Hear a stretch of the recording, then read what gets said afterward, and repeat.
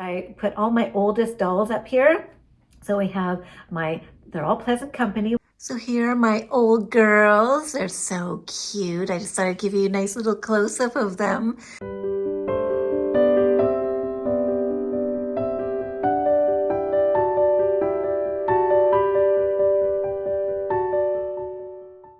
Hello, my cherished doll friends. Welcome back to my channel. My name is Cheryl.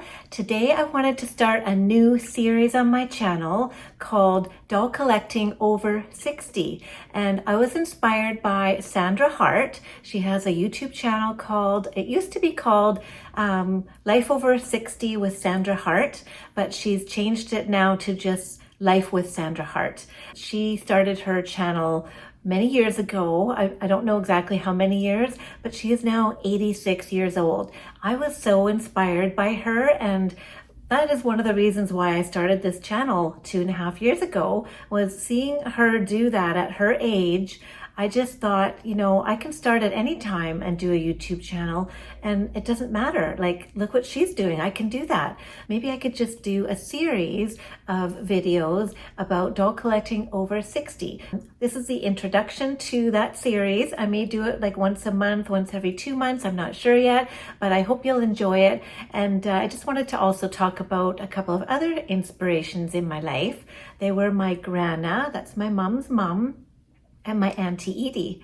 And Granna was a storyteller, and she was the one in our family at Christmas dinner. She would sit at the head of the table, and they traveled a lot, my Granna and Grandpa, and she always had a story to tell. And she'd always get the whole table just listening and laughing and having a blast and really enjoying. Tears would be rolling down her eyes. She was just such a jovial, lovely person and just such a great storyteller. And in her senior years, she took up writing. She started writing books of short stories about all the little things that happened to her in her life, and little stories that she had written from her travels, anecdotes, and some poems even. And she, I think, wrote about 6 books altogether, self-published, and she even distributed them herself. She was such an inspiration. She drove in her car. She got her license, her driver's license, in her, I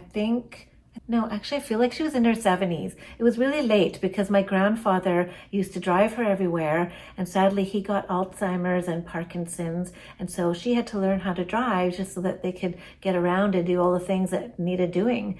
So that's how it started with her doing the driving. And so when she wrote all her books and self-published, she needed to distribute them. She wanted to, go to local businesses, local communities, BC ferries, and be able to offer the book, will you please display my book and sell them for me? And that's what she did. She went all over the province of British Columbia and promoted herself and sold her books, and she got her stories told. And that's her legacy today for our family, is reading those stories and remembering what she did. And she did it well into her 80s, maybe. She was here until 94. She passed away at 94. So I'll show you a picture here in a minute. Another inspiration for me is my auntie. This is my dad's sister. Now, I lost my dad just over 2 years ago, and that was heartbreaking for our family. His sister is my auntie, and she is also a writer. We have a lot of writers and artists in our family. And so she has written a book. She's published a book, and she's working on another. She's also published a lot of stories in different compilation books and historian books, like history of Vancouver and Bowen Island, which is where she resides. And so she's had a long history of writing her life and thoughts down. And so she's an inspiration to me as well. She's just recovering from a big injury and illness, and I'm so proud of her. She's come so far, and she's doing really well, and she's home now and ready to write her next story. So I have all these great inspirations in my life, and I just want to be able to leave a legacy for my family and talk to some of the older adults out there who are doll collectors like me, and see what you think about being an older doll collector, what got you into it, what inspires you, and just tell me your stories. So This is the introduction to this series. I'm not sure what's coming next, but we're just going to start with this. When I first started my YouTube channel, I noticed that there were a lot of younger collectors out there, especially in the AG community, American Girl. And so I felt a little out of place, actually. I felt like I was too old to be doing this, and I was too old to be playing with American Girl dolls. I felt like I should be the kind of collector that, and I do like these kinds of dolls too, collecting the antique dolls. I have a whole bunch of them down here, and more mature fashion dolls, such as the Robert Tonner dolls, which I also love to collect. I don't know, I just feel like they seem more age appropriate for some reason, and I don't think that's true. I think that the child dolls and the baby dolls and all the different kinds of dolls, anybody can collect, anybody can love at any age. That's what I wanted to just talk about here is, how do you feel as an older adult collecting dolls? What kind of dolls do you collect? And are there any topics that you would like me to talk about on this channel about being an older, mature adult doll collector? So I've noticed over the last couple of years since I started my channel, a little bit of a shift to more older collectors, more mature adult collectors. And I'm not quite sure why that's happening. It might have been because of COVID. I know that's kind of when I started my interest in doll collecting again, was during COVID, because I was home from work. And, a lot of us were looking for different interests and things to fill our time, things that brought us happiness as children came back into popularity and the kidult was born. And so I think a lot of us are in that category. And that's perhaps why there are more older collectors on YouTube now. So I think that's great. I've also noticed, sorry, I have a few notes down here because I'm not used to just talking in my videos. I'm usually doing something, so bear with me. I've also noticed in my analytics that almost 50% of my viewers are 35 and up. And so that is from 35 to 65 are my viewers, and the rest are younger. And I just want to take a moment here right now to give a shout out to the younger viewers who have welcomed me into the doll community and made me feel comfortable and at home and that I belong. I appreciate that so much, all of the viewers that I have, old and young. So thank you for being here, and I hope that this topic of being over 60 is not going to turn you off from watching my videos. I'm still going to be doing all other videos in between this series. And in this series, I'm also obviously going to be showing dolls too. And for this debut of my series, I put all my oldest dolls up here. So we have they're all pleasant company. We've got our Molly, my really TLC Addie doll, my white-bodied Kirsten, my dreamer-eyed Samantha, and my first edition Felicity. So those are some of the oldest dolls that I could find, that I could round up for my collection to show you in this video themed for older adults. But all are welcome, and all dolls are welcome. I think that about covers what I wanted to say in this initial video. I hope that you'll like this idea and enjoy this series. And again, please, in the comments, let me know if you have any ideas for me, things that you would like me to talk about regarding being an older adult collector over 60, or it doesn't have to be over 60, just older adult collectors. And what kinds of dolls do you enjoy and would you like me to talk about? And also, please, of course, subscribe to my channel and click the like button. And please share my video if you think there are other adult collectors that would enjoy this kind of content. And also set the alarm bell so that you know when my new videos are coming out, and then you'll be ready to see them.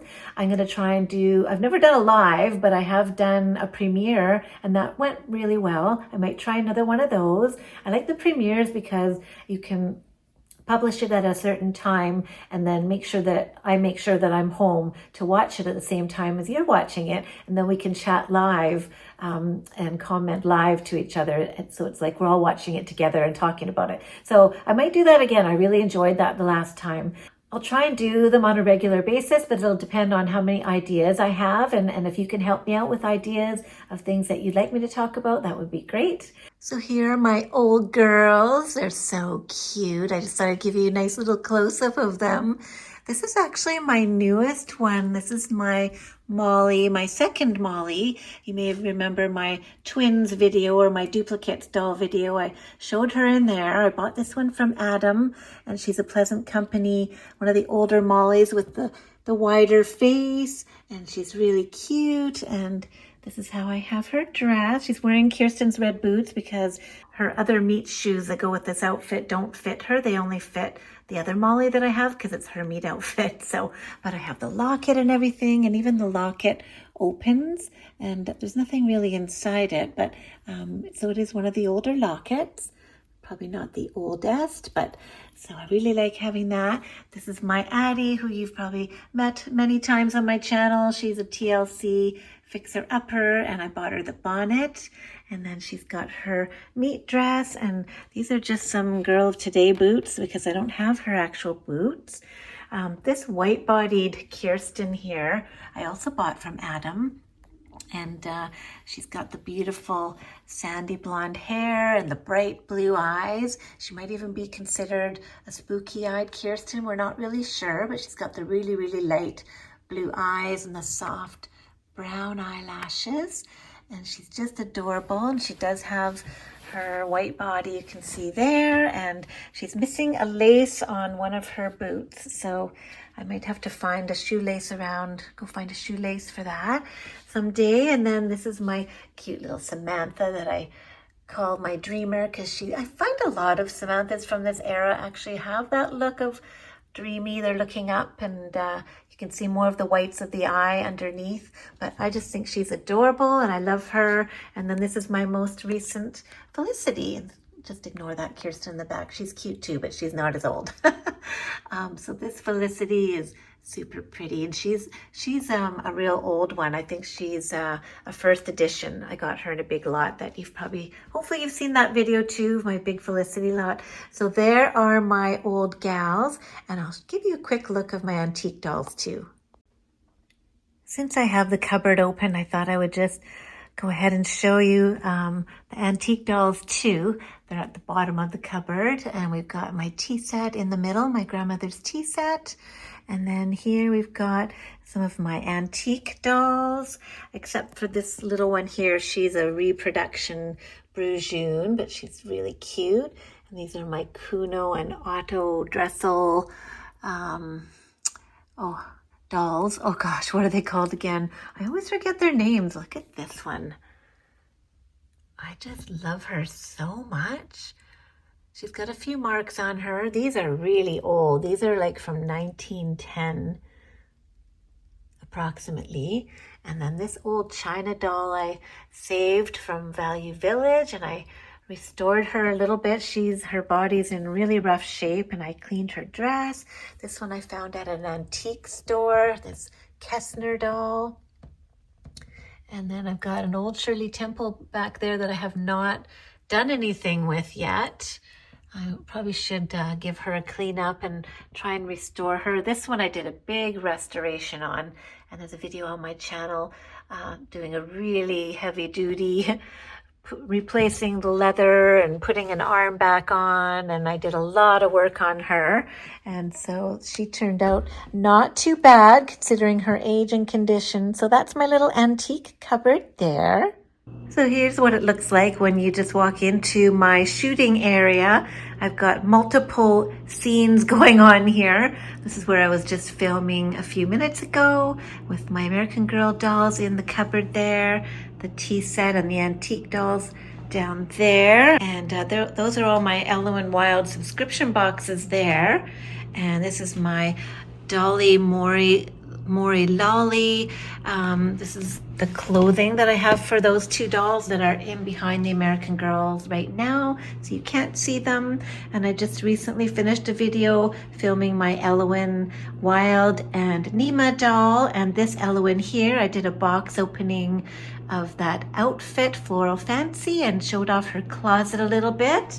And I had these girls out here. I was thinking of maybe doing a video comparing their face sculpts because they're all the Sydney sculpt. And this is Grace, and this is a Robert Tonner Sydney doll, and this is also a Sydney doll, and they're all the same face sculpt, but look how different they look. And I just recently picked up this doll book at Value Village for, what was that? $7.49, and I'm pretty excited about this. I can do some research on some of the dolls and what they're worth. In the middle, there's a bunch of colored pictures of all these different antique dolls and different types of dolls. So I'm excited to look at that and learn a lot more about all the different dolls. So I like a little bit of everything, old and new, young and old, and I hope you do too. So that's just a little peek into my house and my doll collection, and that's about it for today. Yeah, I just wanted to show you a little bit around the house. It's a bit messy right now. I'm up here in my bedroom now, and just to show you, it's a bit of a mess. I'm preparing for another video of a different topic. And so these girls are all just standing here. I wonder if you can guess what the topic of this video will be. Let me know in the comments. Since I'm showing you my messy house with all the dolls, I thought I would include in my office. There's lots of empty space on that shelf because I've been moving girls around. Usually I have a bunch of girls lined up there. But again, we've been moving them around. There's my Our Generation dolls there. And I've got a couple of babies there. I only have 3 baby dolls altogether. And over on the other side, we have more dolls lined up that need to be changed into different costumes. And I've got boxes of extra clothing there. This is all my non-brand stuff. And I've got all my good stuff, American Girl doll brand clothing, all in American Girl doll boxes, neatly stored under my bed. There's my dollhouse. And yeah, I guess that's all I want to show you for today. A day in the life of an adult doll collector. This is what my house looks like when it's not all put together in a perfect, beautiful presentation, just day to day. And so have a wonderful day, everybody, and I will see you again really soon, and I'll see you in your next video. Bye for now.